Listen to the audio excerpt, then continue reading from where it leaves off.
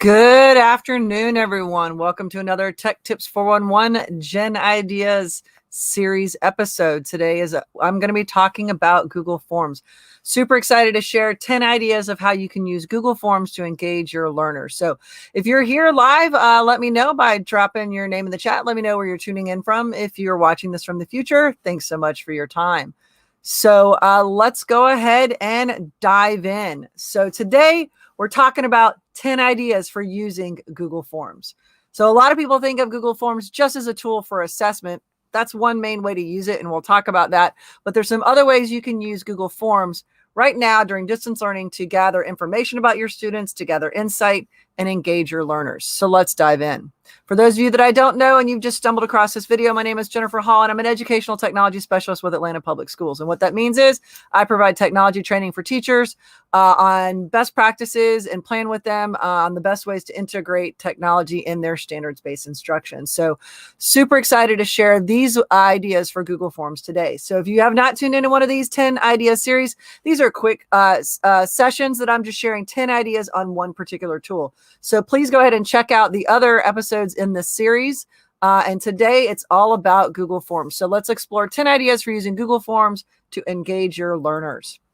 Idea number one, getting to know you survey. As we're going back to school right now, here we are, we're kicking off the start of the school year. I know as a former ELA teacher, I used to do those interest inventory surveys and trying to get to know who students were.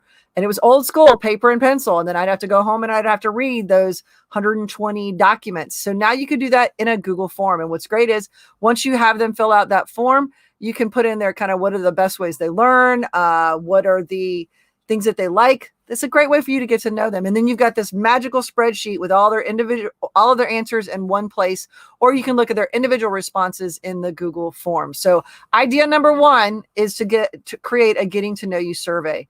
And again, it's private for them, but it's a great way for you to see what your learners are like. And this is a way to say, hey, are you a morning person? Are you a nighttime person? Do you prefer, tasks where you're learning or reading? Like when you're learning, do you do better with hands-on activities, things like that? So we can get into like learner profiles, but just also what are your interests? What are your type of books do you like to read and stuff like that?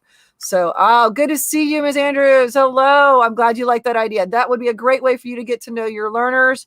Because I know you have some of your returning students, and you have that you had last year, but you have other students because you loop with your students. So I think that it's really important to do that. So idea number one, a getting to know you survey. All right, idea number two. How about do some goal setting? It's the beginning of the school year.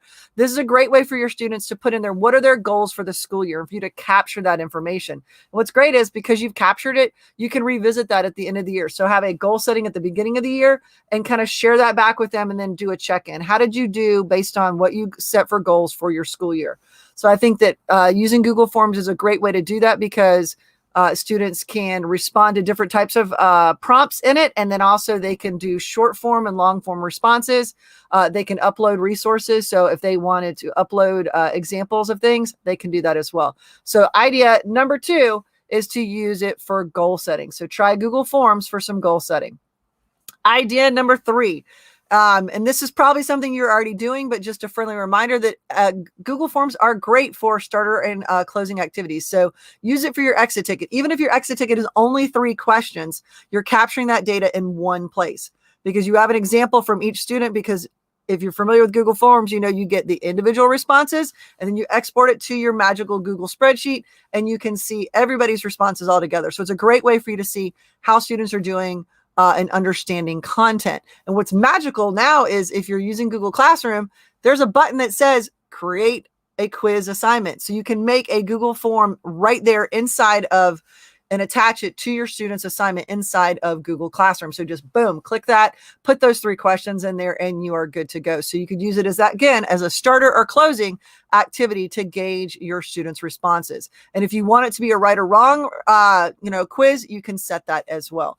But again, if you're just trying to gauge their understanding of content before encountering it or after a lesson, using Google Forms is a magical way to do that. Idea number 4, peer evaluation. As you're working on projects with your students, another great way to use Google Forms is to create a peer evaluation. Your students would fill it out on their colleague. You're going to get the data. How about that? So you can customize it based on the criteria. So for example, if they have to partner with someone and peer evaluate them on a project presentation or a writing task. So definitely really good for peer evaluation for writing. I know my AP seminar teachers might like that idea because the students are doing their writing and AP research, things like that. So using it as a form that I would, as if I'm a student and I'm partnered with somebody, so I'm going to use my friend Angela here. I'll be like, all right, after read Angela's work, I'm going to fill out this form and that data is going to go to you as the instructor for that feedback. So idea number 4 for Google Forms, peer evaluation. All right. Idea number 5. This is one of the ones that I have a lot of teachers are asking me, how do I keep track of who showed up for my virtual classes? Now, in APS, we're using Zoom, which is magical because it has an attendance log in terms of you can go into the report, you can see who logged into the meeting. But if you want to be able to do an ongoing log, you could use a Google form so that students can fill that out and it goes into one spreadsheet if you want to be able to check it from a master spreadsheet. You can put random questions there just for fun, kind of, what cereal or what did you have for breakfast? And then you've gathered some interesting data about your students, but also it can serve as your attendance log in one place because you can use it ongoing for students to put in the date. You can have it auto because it time date stamps. You can see when students have signed into class. And I think that's a great way to do it. So that's in addition to, for those folks that are already using like Zoom, which has the report option, which is pretty cool. Or if you're using Google Meet, there is the Meet attendance extension, which is cool, which automatically puts it in a sheet. But if you want to ask random questions, you can do that. Question from a friend, Marina. Do you know if the reports on Zoom is available in the free version? I believe so. If you go down in the bottom, or actually when you log into your Zoom account over on the left-hand side, you'll see where it says reports. And you should be able to see there's 2 types of reports. There's the main report, which is usage/attendance. And then the second one is polls and registrations. So you should be able to look that up under Zoom. But attendance log, what do you think? Is that an easy way to use Google Forms because you've got that data? You could use one form and have the kids tag what attendance, what class period they're coming to, or you could create one attendance form, make copies of it for each of the classes. All right. So that is idea number 5. All right. Idea number 6. Now this one is pretty cool. So many of you might be familiar with the idea of a breakout room or Breakout EDU has physical boxes where students complete tasks and they have to solve the puzzles to break into the box.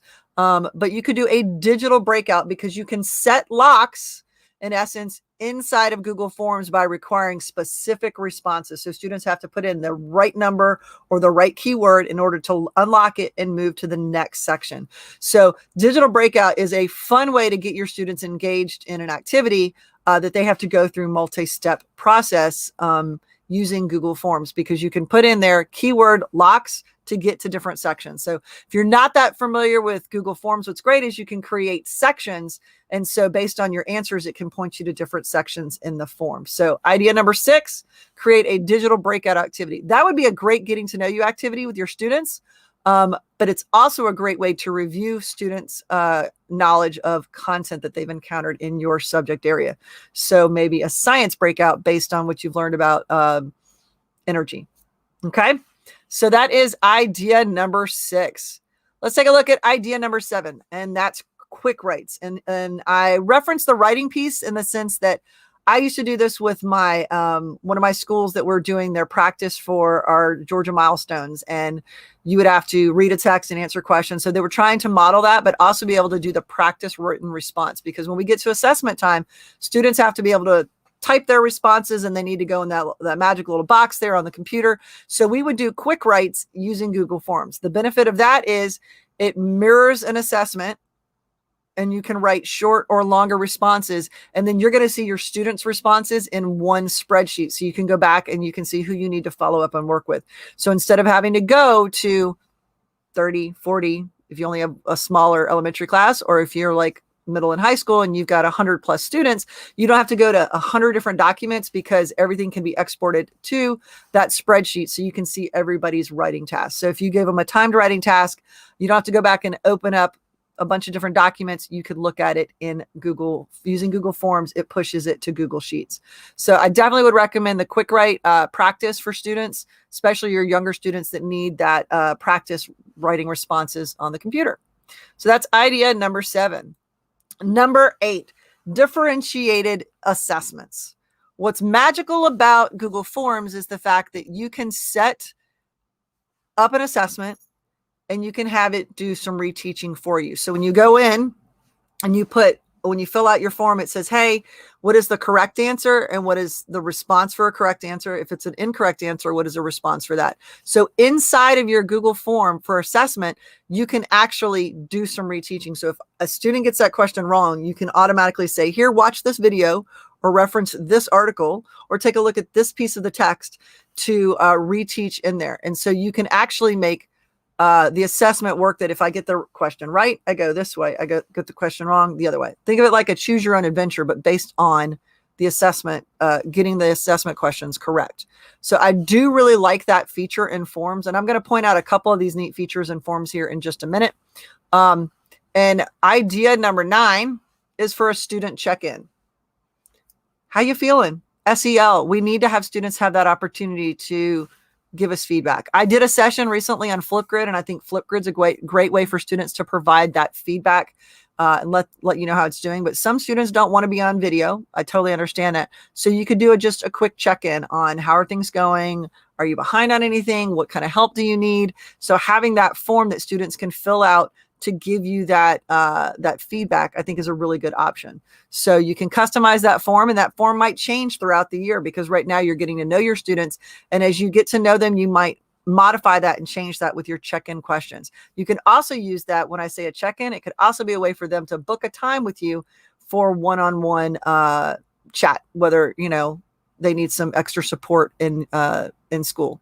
So number 9 idea is to use a student check-in, which I think is a great way to use Google Forms. And the last idea is for a reflection activity. So at the end of a unit, at the end of a project, for them to fill that out, how do they think they did?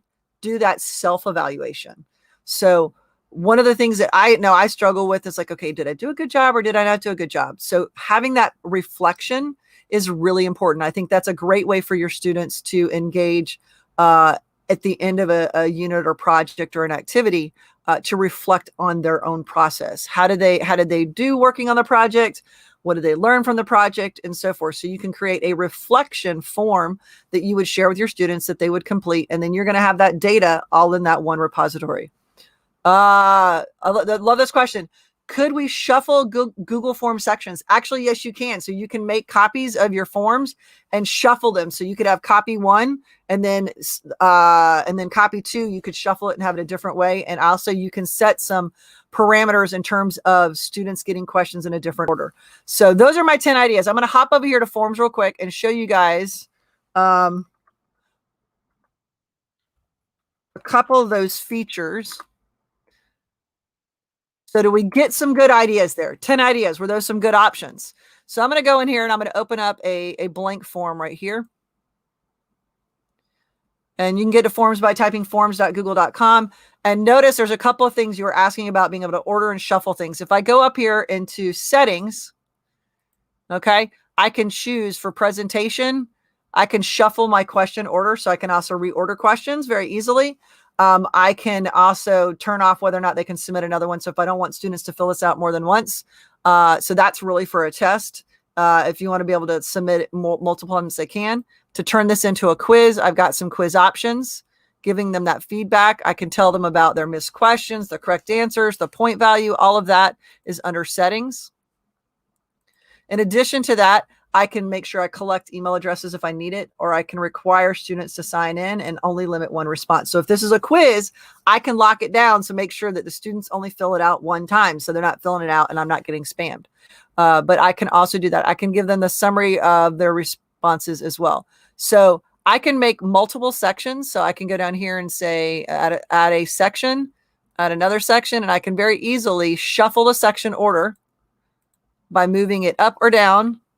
So I can move it up or down, so I can rearrange the sections depending on when students want to access it. In addition to that, If I go in here and I say I want to ask a question and I'm going to make it required, so that means I have to answer it in order to move on. Okay, I can also say go to a section based on answer. So this is where I can do that. Choose your own adventure based on if you get it right or get it wrong. I can point you to if I get the answer right, like if this is the correct answer, I'm going to continue on to section 2. But if I get the answer wrong, I can send you to section 3, which is the reteaching section. Okay. In addition to that, if I make this a quiz assignment, turn this on up here, make sure I've got it on quiz, make this a quiz, save that right there. I can add in my answer key, and under the answer key, I can also do add answer feedback. That's another reteaching tool. If you get it incorrect, I can give you feedback on what you need to look at, linking to a resource that you might need to check out. In addition to that, a video that could reteach. So now I really have made this a differentiated assessment for students. The other thing that's magical now is that you can import a question. So if I go here, I've already created one under my first period class and I want to bring in questions. I can choose to import questions. It will say, what's another form you'd like to pull from? Okay, so if I have this one right here as an example, it's going to pull up my questions and I can grab the questions from that. Hold on. Let me grab it from one that I have. Let's see here. It's usually, there we go. I can pull in from those forms and it's giving me a little hard time because of the way I shared my window. You're not seeing the whole thing. Oh, there we go. All right. So I can import questions, what section I want. So I can select everything that I want to pull from that other form. Okay. So that means you don't have to reinvent the wheel. Before you used to have to copy and paste. And now I can just go and be like, all right, I've created the form for period 1 and I just want to copy and paste that right there. Ms. Carter says, see, I just learned something new. Awesome. I'm so glad to hear that. That's fantastic.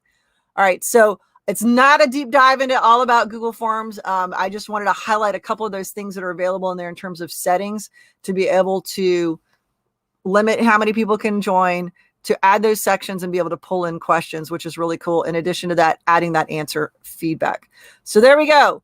10 ideas for using Google Forms. If you're not an expert on Google Forms, definitely check out some resources on Google Forms and deep dive. I think I've got one video on it. If I'll put that link in the description for this video here. But our goal was 10 ideas. Did you get at least one idea that you want to try with your students and using Google Forms with your students? I'd love to know. Drop it in the chat. If you're one of those folks that happens to be watching this from the future, let me know if you got an idea as well. All right. So questions, comments, thoughts, drop them in the chat real quick. And I will do my best to answer them. I have 2 more episodes of this 10 idea series. Tomorrow, I'm going to be doing Canva.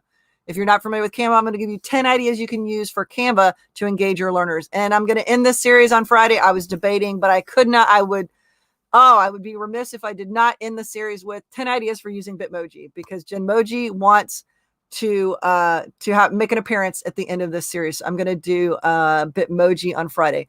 Live attendance. So I can actually, the question was, can you do live attendance? I can monitor this form. So if I'm having students coming in here, I can watch the responses coming in live. So this is not an active document right now, but I can go in. So you could share it out. You could actually see students as they're responding live to either a quiz or to attendance. So that's living under your responses. So once you create your questions there, you're going to pull up responses and you can view that live. Okay. So great question there about that. So that's what's great about Google Forms, is that I can watch it happening live during a session. And also if you're using other tools, like if you're using Nearpod and you want to have some additional data, you can actually embed a Google form into a Nearpod lesson by adding the link to the form as a web content piece. All right, folks, that's what we had today. Another short form, Jen's 10 Ideas series. The question was, could you use Google Form as an online exam? Yes, you can, because it will auto grade. Now, it will only auto grade multiple choice and open-ended responses where it's a specific answer. So, for example, on a math test and the answer has to be 922 and they have to put in the digits 922, or the answer has to be a specific word and they only typed that word without any capitalization and punctuation. So really it works best for a multiple choice exam. But thank you for that question. All right, folks. That's the end of this session. I will see you guys tomorrow. Thank you guys so much for tuning in. If you found this video beneficial, please go ahead, hit that like and subscribe button so that you'll be notified for the next session.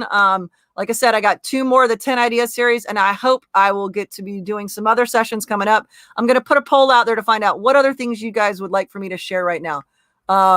Thank you so much, Stacy. I appreciate you tuning in, and I'm glad that you found this beneficial. All right, folks, you are so welcome, my friend. Thank you so much for being here.